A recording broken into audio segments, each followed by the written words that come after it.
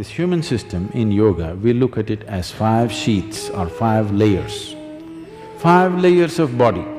In the yogic system, there is no such thing as mind, there is no such thing as anything. Everything is seen as body because we are looking at it as a technology for transformation. These are called Annamaya Kosha, Manomaya Kosha, Pranamaya Kosha, Vijnanamaya Kosha and Anandamaya Kosha. Anna means the food that you've eaten. What you call as my body is just the food that you've eaten, isn't it? It's a heap of food. Small or big is your choice, but it's a heap of food whichever way, isn't it? As there is a physical body which you gathered from outside, there is a mental body. When we say mind, it is not here or there. Every cell in the body has its own intelligence. Every cell in the body has its own memory, isn't it? So there is a body of mind. So this is known as the mental body or Manomaya Kosha. So that is hardware, this is software. This hardware and software cannot do much unless you plug it into quality power. So the third layer of the body is called Pranamaya Kosha or the energy body. These three are physical in nature. The next layer of the body is a transitory body, which is known as the Vijnanamaya Kosha. It is a transitory body. From physical to non-physical, it's transiting. It does not ascribe to any of the physical qualities, but at the same time it has not become completely non-physical either. The fifth one is called as Anandamaya Kosha. In English language, it translates into as bliss body. Bliss body does not mean there is a bubble of bliss inside you. We are calling it bliss body because in our experience, whenever we touch it, we become blissful. So we are calling it bliss body. That's not its nature, that is what it causes for us. It is a non-physical dimension which is the source of everything that is physical. If you align the physical body, the mental body and the energy body in proper alignment and balance, there will be no physical or psychological ailments within you.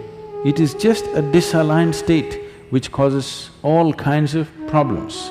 When body comes to a certain ease, there is no dis-ease. So if you align these things, only then you have a passage, you have a possibility of touching the Anandamaya Kosha, where blissfulness becomes a natural process. It is not that you're blissful about something, you're just blissful because that is the nature of life.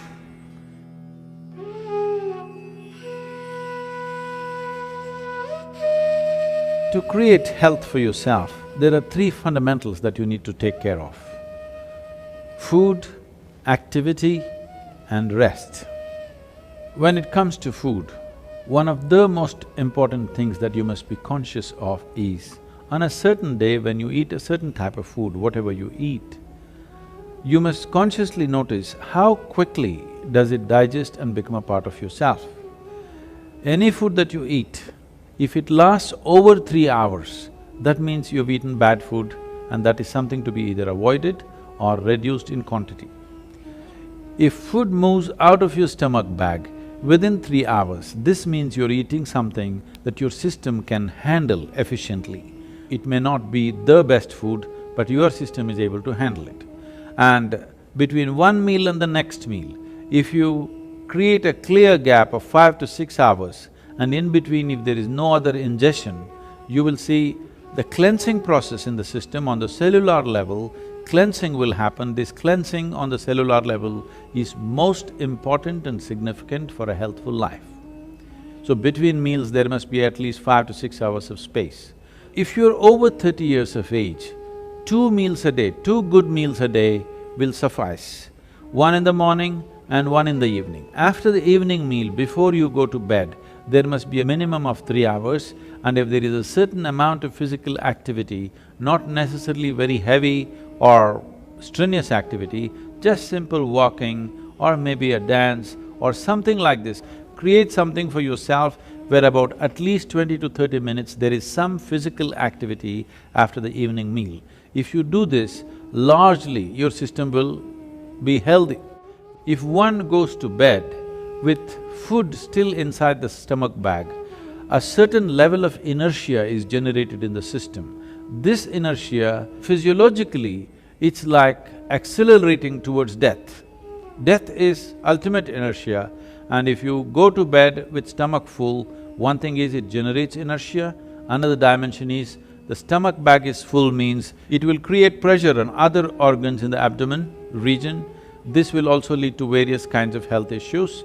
It's very important when you go to bed, again, food has moved out of the stomach bag, that the bag is not heavy to put pressure on. As you sleep in different postures, it should not be putting pressure on the rest of the organs. When it comes to activity, in this brief time, I don't want to give you an exercise regimen. The simple thing that we need to understand is, our body is capable of bending forward, bending backward and twisting sideways on either side.